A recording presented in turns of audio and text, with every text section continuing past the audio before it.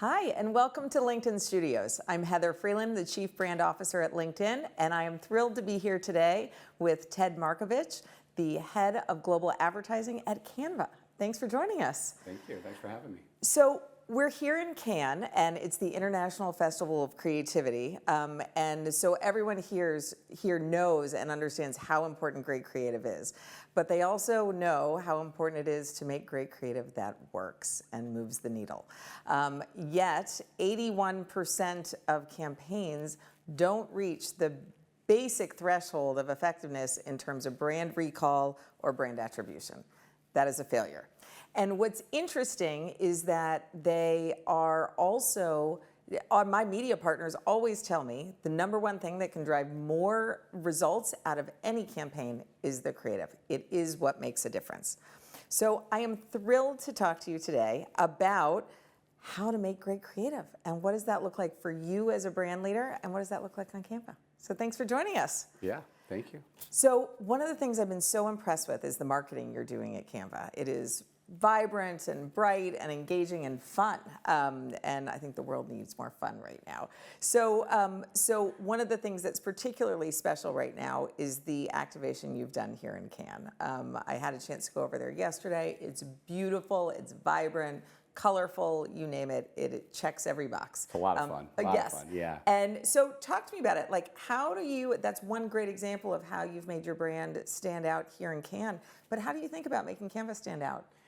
Yeah, I mean, it's the space is very fun. Thank you. Thanks for coming by. Yeah. It is a blast. I think right now is an important time for people connecting in person. There's a lot of activations and IRL brands kind of existing in that space. Yeah. So you know, we take it pretty seriously. We think it's a really important moment, and so you know, our experiential team does a really good job of that. And they do a really good job of translating the brand and taking the brand from a digital space and a digital product and actually building it out into a physical space. And Cannes one of those places where it's like a really big opportunity and a big moment for us to be able to do that. Yeah, I think as a brand ourselves, we have very bold and loud, but high level and high quality of design. Yep. So it's really sort of easy in a way for us to stand out. It could be because it's at the core, it's at the ethos of our actual brand, Yeah. both within our product experience, and then the way our product shows up visually. That's awesome. Yeah. Well, and it's so interesting. So, but one thing we both have in common is that we both work for brands that are B2B and B2C, Yeah. right? Yes. And it's so interesting because I think often, and the way I've always talked about it is, B2B can be more like boring to blah. and a lot of B2B shows up, here's our rational proof, here you go. But the reality is we're still marketing to humans, to real people making decisions. Yeah, that's right. And what I have loved about some of the work you're doing is that you're really leaning into emotional storytelling, humor, and really breaking through that way. You've done some incredible work from billboards to TV campaigns that have really broken through. So, and in particular, last campaign, spectacular. The thing that makes anything a thing. Oh yeah, so North American campaign. Yes, Yeah. That's great. So how do you inspire your team to take creative risks?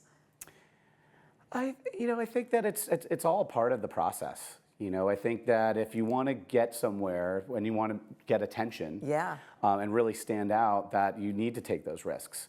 I think that there's certain rules, almost like design. Design has certain rules, Yeah. but there's aspects of it that you could push really far. Yep. And I think it's not even just in our creative. You know, my partner, Kat Vanderwerf, has been really focusing on how we can articulate the brand in words. The brand itself, I think as a company, we all know exactly who we are as a brand because we feel it. Yeah. And it shows up, like I said, it's a connection between, you know, Mel, our founder, our product, the product experience. So I think that when we start to talk about not just the work, but the brand itself, and really trying to find out who we are and being able to articulate that, I think you have to take some risks just in your thinking. Absolutely. You know, because you can find yourself talking to yourselves. Yeah. So sometimes it's like, even if it doesn't feel on brand, really just push it as far as you can to see where you end up coming back to. Yes, and you I keep love that. arriving at that same place. That's where you find the real truth, you know, the real DNA of the brand. I love that. Well, and I'm curious. I love that you said, like, we all know what the brand stands for. Like, like that, if you have that foundation, it's so much easier to take risks, right? Yeah. Because you can ground it in that brand truth. Exactly. Now, I'm curious from a leadership perspective, how do you empower your team and make them feel comfortable taking creative risks? Everybody's pretty comfortable taking creative risks. I love that. Canva. That's a great team. Yeah. Everyone's along for the ride. Good. You know, I think that just, you know, as your example, showing up in our space, you really get a sense and a feeling of the brand and what it is. You almost know it like innately. It just kind of like hits you because I think that we're a very human brand. Yes. Humans at the very center of it, you know. So I think that, you know, people, it just taps into you, some sort of trend or outside of culture and whatnot. I think that the center of the truth, the center of the brand is very human. So I think it's easy for people to feel comfortable in taking risks. I love that. Yeah. I think there's also something to it with a company that has grown at the speed and scale you all have, which is just unbelievable. I think that's probably inherent in the culture too. Like you've had to take risks to get where you are. And it's been amazing to watch. Yeah, absolutely. The founders had to take a lot of risks early on, but you know, when you speak to them, sometimes they'll tell you, so, oh, well, now we're at this moment. What, you know, this is kind of a crazy moment. It seems almost like it's the same, there's the same narrative, I think, as far as risk taking. And like one of our values as a company is crazy big goals. Oh, I love it. Yeah, so that's a value. So we're always sort of at that moment where we think that we're taking this big risk, and we just keep raising the bar. But I love that, like, taking the risk is baked into who you are as a company. Absolutely. That's awesome. That's great. Now, one of the challenges working in a tech company, and you've worked in the tech world for a while now, is convincing others around the table of the power of creativity and making that case. And it is interesting because you work for a company that is all about creative. So I imagine that may not be as hard as it is in other places, but talk to me about what the dialogue looks like between your product and engineering partners and you as a creative leader. And leadership too. Yeah, I think it is important. Yeah, those three words actually. You know, you said creative, leader, and executive. I think that's really important when you get to a certain level in the creative industry. You have to be prepared to think creatively, act creatively if you need to, inspire creativity. That's a leader, right? Really focusing on your team, focusing on their creative skill sets and what their strengths and weaknesses are. And as a leader, kind of bringing up, that's true for any sort of leadership position, right? And then also, you know, sort of translating the value of creativity to executives. That takes an executive mindset. Yes. I think that there's a big aspect to really understanding the product and understanding the business to be able to sort of modulate and change your language, whether you're speaking to a creative audience as a leader or as a creative person and being able to come up through the work and the tools, and then also as an executive, you know, walking into the room and speaking the language of the business and what they need to hear as far as the value of creativity and what it brings to the brand. Absolutely. It's so interesting, and I've learned that lesson the hard way in my career where I've gone in and talked to a product team and read a manifesto, and they're like, what is that? And what am I supposed to do with that? And ever since then, I have brought in the data and the numbers, and it goes much better. Yeah. So you need to know your audience. You need to know your exactly audience. Right. Yeah, for sure. Yes. Now, one of the things that's really interesting about the B2B space versus the B2C space is that you have to influence an entire cast of characters on the customer side, from legal and procurement to finance to the marketing organization or the comms organization or you name it. So how do you think about connecting with those customers to inform and influence a decision across the business? I mean, we just said you need to know your audience, right? Yeah. Whether it's creative or executives. But I think also when you start to speak to an audience as humans, that sort of breaks the boundaries. I mean, people in, you know, finance and procurement, like they have sense of humor too. Absolutely. Like they have emotions. So I think if you really tap into those human truths in your storytelling and it's emotional and humorous and whatnot, you're speaking to humans that are making the decision.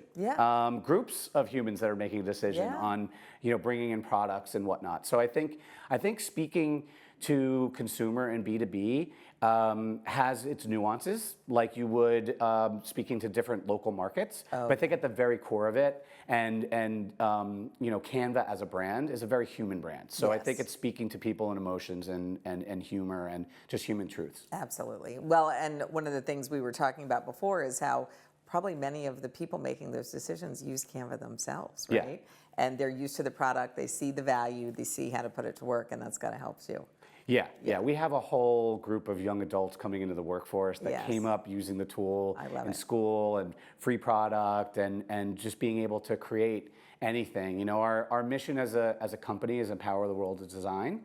And in our brand DNA, it's really you Canva. It's a very positive thing. Yes. That anything that you can imagine, anything that you want to create, you can actually do with Canva. I love that. I love that so much. So when you are building these campaigns to drive influence, are you doing it, do you target specific profiles or personas, or what does that look like? Yeah, I think when you start to talk about working at a cultural level, at a local level, a regional level, or Yeah. a hyper-local level, like you said, there are human truths, but then there are nuances in the way that actually gets communicated, right? So while you Canva is not necessarily a tagline, like I said, it's within the ethos of the brand. Right. That there are different taglines that may show up or stories that we're telling that are unique to that market. I love it. So it still ladders up into the DNA. Yeah. And it is about empowerment. So we're always making sure that our audience is at the very center of it, that it's not about us, it's more about them. I love it. But with us, they can make things more real. Yeah. I guess the point is that there are a few markets and local executions where we have found with the agencies that we worked with or the creative teams that the taglines that they landed on all in a sense are a local translation of something that means the same thing. Right. Which is pretty much if you can imagine it or anybody can be creative. Yeah, I love that. And I think that is so important, and people often forget about the importance of that localization when building a brand. Because if you're tapping into a human insight and want people to connect with you, if you come across the top saying something that doesn't quite translate perfectly, then they know that you don't get them, right? Yeah. Yes. Yeah. We have several examples of that. We did Yeah. have a campaign called Love Your Work, and Kat was talking I about saw that that. I today. love that. Yeah, it's great, right? But Yeah. we're American, and we found in the UK, people would never use the word love and work in the same Yeah. sentence. Yep. You know, that's crazy. So it didn't even work just within the English-speaking market. Right. You know, so there are several examples and learnings of that too that we have in the work that we've done. Yeah, that's great. That's great. Well, I love the work that you're doing, and I love how you're thinking about stretching it both globally and long term. And I love the product. So thank you so much for joining us. Thank I you. really appreciate it. Thanks so much. Thank you.